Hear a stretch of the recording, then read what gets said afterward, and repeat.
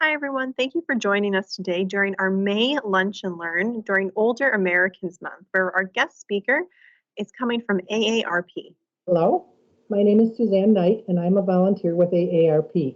I'm also the state lead for Oregon for the Speaker Bureau. And what we do is we go around and present 30 to 60-minute programs on 4 different topics.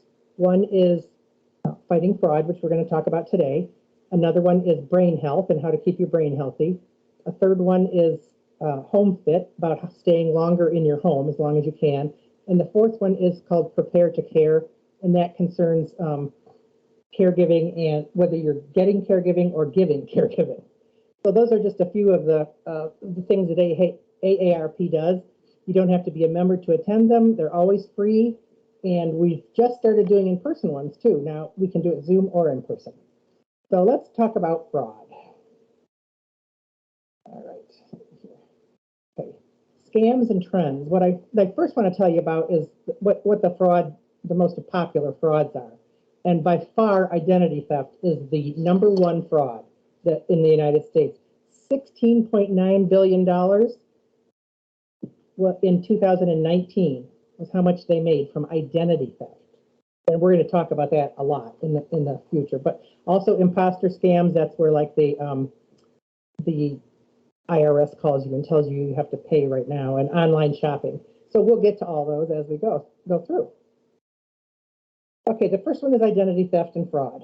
And I already told you that we spent almost 17 billion. That's a B. That's a lot of zeros. That makes fraud really worthwhile to the scammers, the people that are doing it. And that was up 15% over 2018. The crazy thing about all this is that the fraud is totally underreported. Not everybody who's defrauded reports it. So it probably is a lot more than that. And identity theft, what it is it's when someone steals your personal information. Identity fraud, on the other hand, is when they steal your information and then use that information to steal money. So there's a big difference. When they just steal your information, it's still a huge deal because they can steal your name, your phone number, your social security number, your Medicare number, your bank account information, and that's all part of the information that they can find from you. And I will go into how you can avoid, putting that out there. And then what they do once they have that information is pretty incredible. They're very sophisticated and very well organized. They can drain your bank accounts. They can apply for government unemployment or government benefits in your name. They can file tax returns in your name. And during the pandemic, they even they made millions of dollars by hijacking unemployment benefits. And we're just beginning to find out how extensive that has been. So identity theft is huge. The next one is imposter scams. I love this graphic. And imposter scams are when somebody pretends to be somebody else. For instance, you may get a call that says, "Hello, I'm the IRS. I'm from the IRS, and they always tell you of something immediately." Or it will be a robocall that says, "This is the IRS calling, and you need to call me back immediately, or I'm going to send the sheriff to your house." It's always very immediate. It's usually about the Social Security Administration or Medicare or some government agency. IRS is big too. The FTC reported that Americans lost 498, that's almost $500 million to identity theft in 2020. So we know that that's underreported as well. So identity theft is a big deal. Another common identity theft one is the grandparent scam. I don't know if you've heard of this, but what happens in the grandparent scam is somebody calls you and says, "Hello, I'm calling for your granddaughter or grandson, whatever, and this person has had an accident. Okay, he's on vacation. He or she's on vacation in Mexico, and they fell and hurt themselves really badly. They're in the hospital. I can let you talk to them, but they don't sound like themselves, obviously, because it's not your grandson. And I need you to send me money so that I can pay this hospital bill." And first of all, the first thing you should do is hang up and go call your grandkid, because I can't tell you the number of people I know that have been scammed like this, and then they find out that their grandkid was never in Mexico or never hurt. So it's really kind of a really low, pretty low scam because it plays on fear. So they can tell you that they're going to hold your granddaughter for reckless endangerment or whatever, and do anything they can to scare you. And they've also posed as Medicare on different sites, and they call and offer you like a free COVID test, or they've posted to the IRS calling for bank information, whatever it is. They set up fake testing sites even. They went so far as to set up fake testing sites during COVID so you could go there and get tested, and you had to fill out all your information, your name, your address, your phone number, all those stuff that you don't want to get out for administration, and it really wasn't the Medicare sites. The next one is online shopping scams, and this is the third largest. This one is what was one at Nordstrom. And there's a couple of things you can look for. One, right here, there's a picture of a lock. I don't know if you can see it, but that lock stands for a secure site. And also right here, the HTTPS, that also stands for, it stands for actually Hypertext Transfer Protocol Secure. And it uses a special security certificate that makes it safer for you to use that site because it's encrypted. And it encrypts the communication between you and the website, its visitors, and encrypts means just makes it safer so that you can't be hacked as easily. So make sure that S is on there in the sites. And with online shopping scams, you have to beware that just because it's online doesn't mean it's true. So the reviews that you read could be fake, and big clues in those are if they are not, if they don't sound like somebody who knows what they're doing wrote it, if there's misspellings, or if there's words that are used improperly.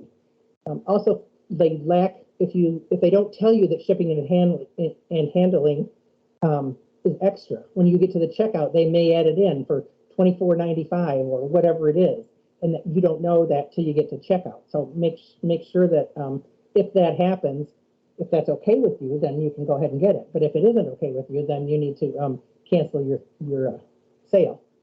They also sell counterfeit goods. So if they're offering to sell you a Rolex for $50, obviously it's either counterfeit or stolen. So if it's too good to be true, it probably isn't true. So I would just be very careful with what you buy. The other thing is the order will never arrive. A good thing about that is that if you use PayPal or a third-party Google Pay or Apple Pay or whatever it is, it's much, much safer because it puts somebody between you and the actual seller. And what can happen is, and this has happened to me, and I've used PayPal. And for instance, I ordered something and it was coming from China and it took forever to get here. And then when I got here, it was supposed to be a backpack and it was teeny tiny, not at all what I ordered.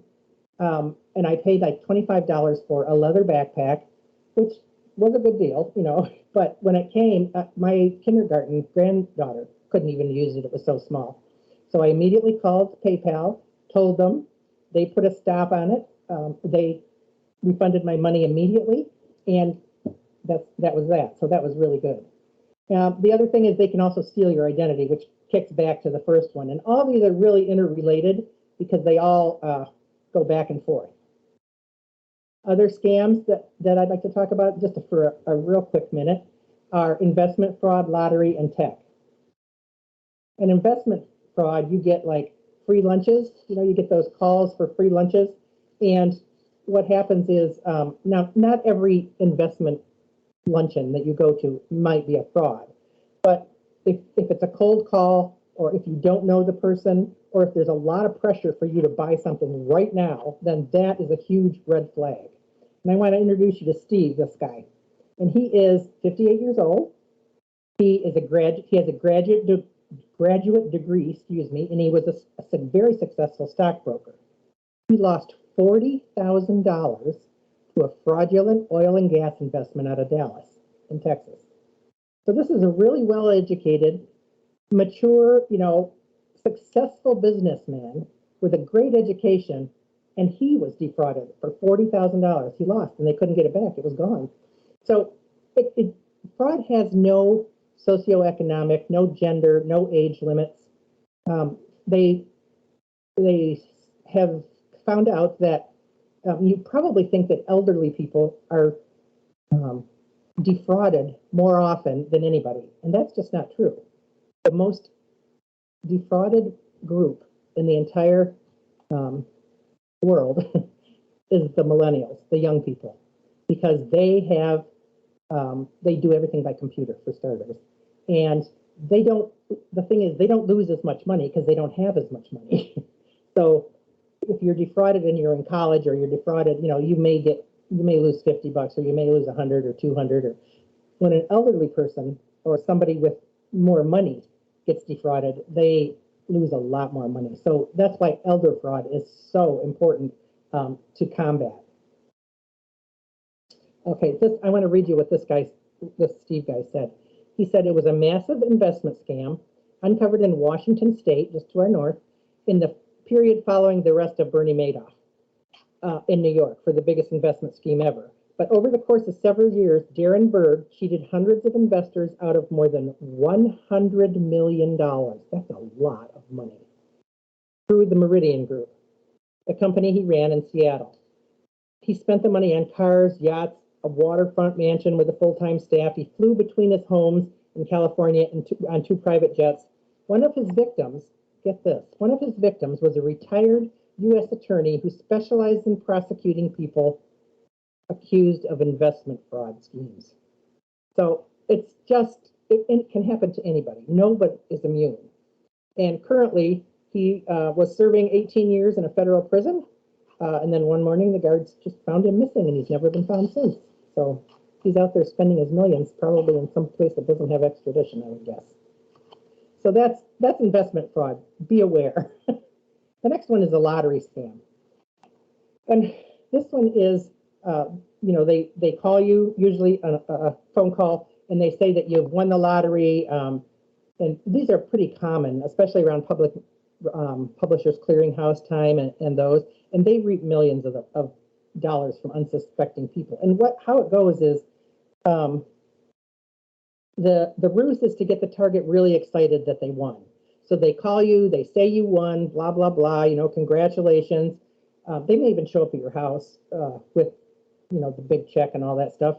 But you have to pay the processing fees, and you have to pay the taxes and all this up front. So if you send your $40,000 to this address, then I can send you the money. And believe it or not, people do.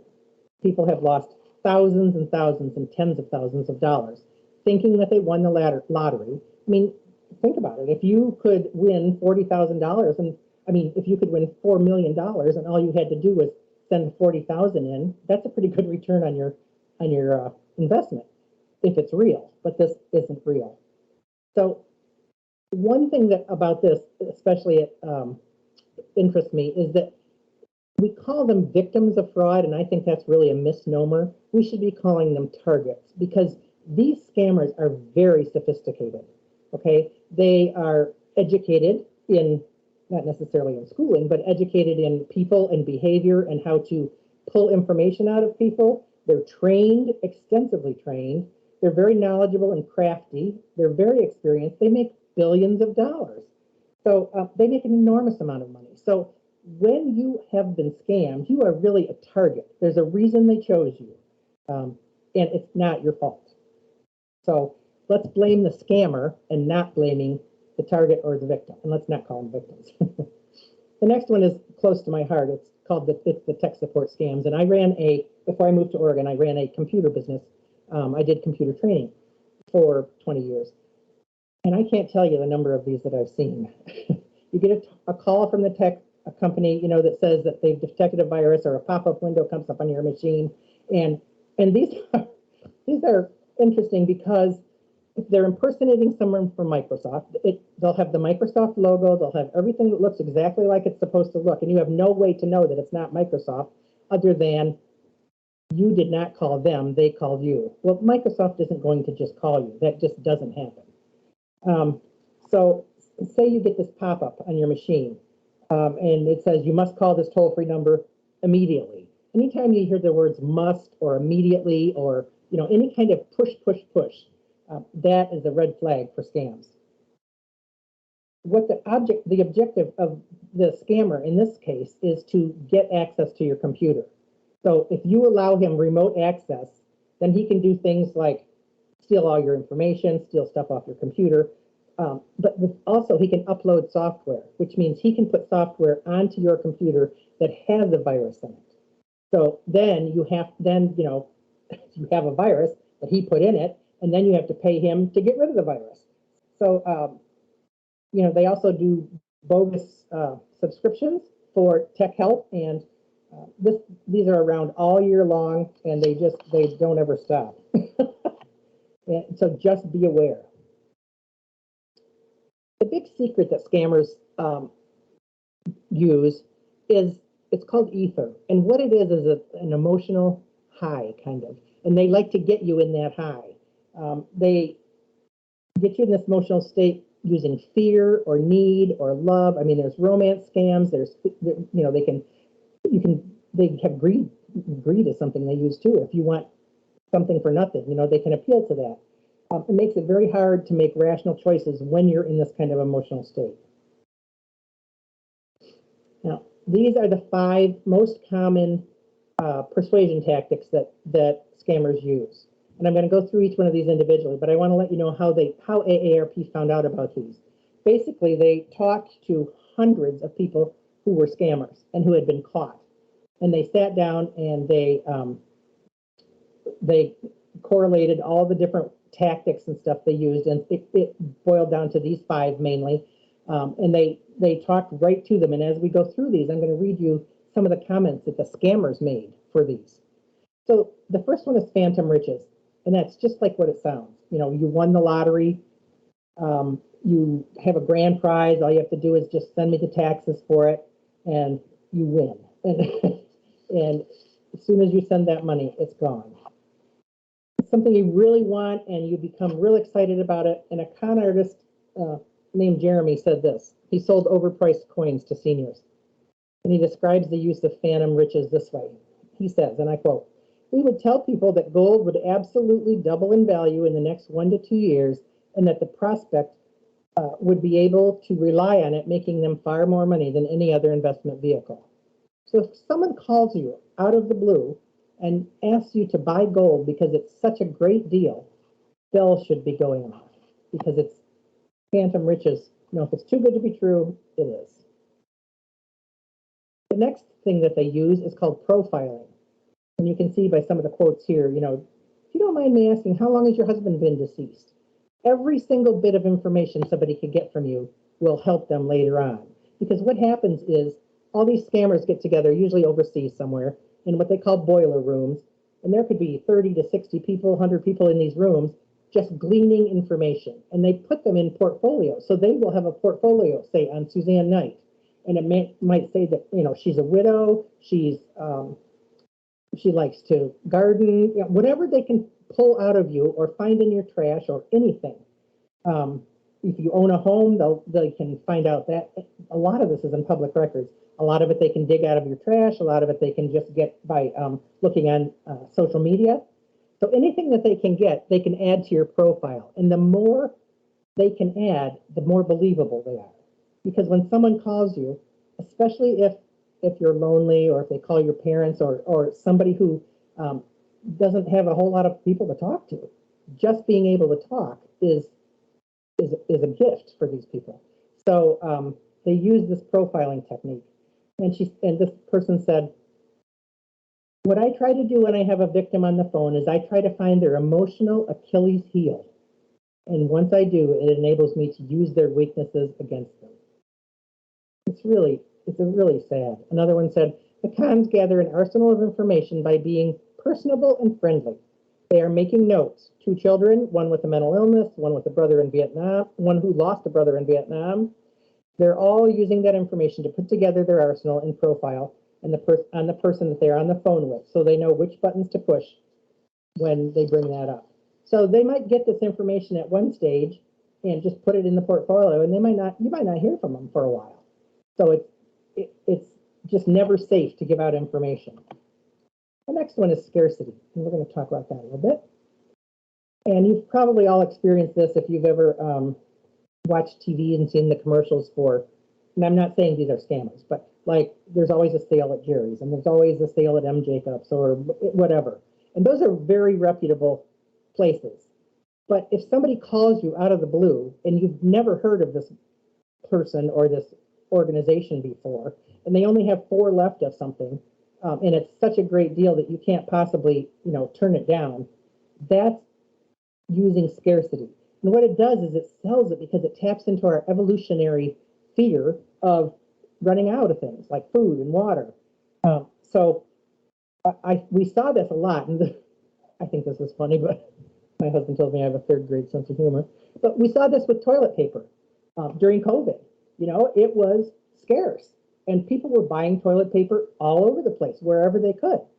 So, and there were scammers that were making a lot of money on toilet paper, believe it or not. The next one is source credibility. And people will try and con you by saying, depending on what they have gathered, what information they've gathered, they may say that they're a widow or widower as well as you, or they may say that they, have lost their house or they used to be homeless. Whatever will make you feel for them. They can appear successful. They can be they can pretend that they're a well-known celebrity. A lot of times when people are selling stuff online, they will say, oh, so-and-so has endorsed this, which isn't necessarily true. You have no way of knowing that. They can claim an affiliation with like the American Cancer Society or, any legal and very united way, something like that. And you don't have a way to know that if they're actually doing that or not. You can, at the time that it's happening, you can call them afterwards. You could call United Way and say, is this person working with you? And find out if they are. And I always suggest that you never make a decision and spend money all at the same time. You can have a friend, a buddy that you could call and say, okay, anytime I'm going to spend over $50 on something, I'm going to call you and we're going to talk about it and make sure, it can be your kid or your friend or your dog or whoever. But just make sure that what they think is exactly right for you really is right for you. And the last one is the lowest. It's fear and intimidation. I would never let go. And even when they told me they're out of money, I would never let go. Go and borrow the money, this guy would say, which is just unbelievable. Okay, fear and intimidation, they're used to scare people, and they want you just to hand over your money because you're scared. It's not uncommon for somebody who has been working with you and working you up, for instance, in a romance scam or whatever, if it's been going on for 6 months, because they spend a lot of time curating these people and getting them to buy into this. It's not uncommon for them, once they have heard the word no, to start calling back 50, 60 times a day. Now, that's very invasive. And this is a story, earlier, remember that lady that won the lottery? When the victim finally stopped answering her calls, when she finally figured out she was being scammed, the scammer left this voicemail, and I want to read it to you. And I quote, "Why don't you pick up the blankety blank phone? Pick up the phone," and it's full of swearing, which I'm not going to say, but pick up the phone when I'm calling you and stop playing games with me. Want me to come over there and light your house on fire? I mean, that's scary, very scary. So there's a lot of different ways. Those 5 are the top ones that they use to persuade you, and they're very sophisticated about it. At AARP, we like to say, if you can spot a scam, you can stop a scam. So I'm going to go over some prevention strategies for you. And these won't take very long. You can avoid making a financial decision when you're in that heightened emotional state. You can do your research. You can screen phone calls or develop a refusal script, so when the phone rings, you can just hang up.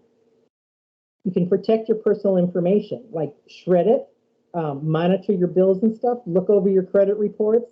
You can also freeze your credit. And here are the phone numbers, which I will be sending to Good Shepherd so that you can use these. But there's people that you can report to. And the other thing is, use the Fraud Watch Network. You do not need to be a member of AARP. Anybody's welcome to use it. You basically just go to AARP.org, Fraud Network. You can report a scam. You can see what scams are in your area. They have maps that you can talk to somebody if you've been scammed. There's even a support group for targets that have been scammed. Their phone number is right here, 877-908-3360. So just remember, if you spot a scam, you can stop a scam. Share what you've learned today. It's been my pleasure, and I hope that you don't ever get scammed, but if you do, I hope you become aware of it way faster than you have in the past. If anyone has questions, I'd be glad to take them.